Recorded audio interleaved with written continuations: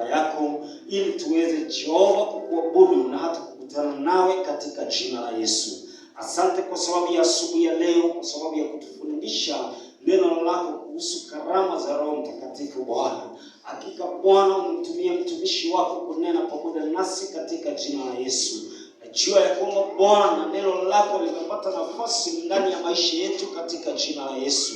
Na tutatamani kupokea karama hizi ili ziwe za manufaa katika maisha yetu ya wokovu katika jina la Yesu.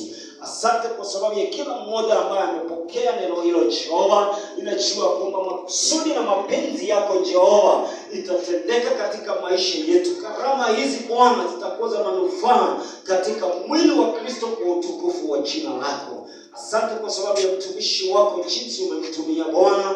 Na bariki maisha yake mikononi mwako Bwana.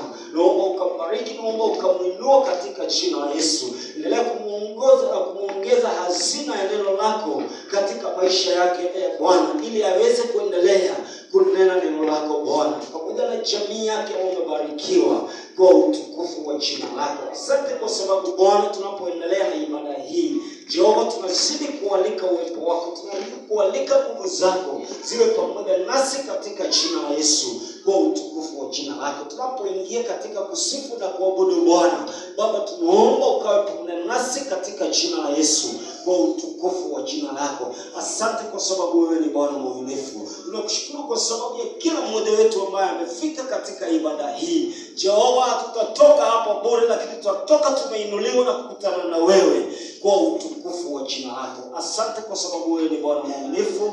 Pokea sifa na utukufu katika jina la Yesu Kristo tunaomba hata na kuamini.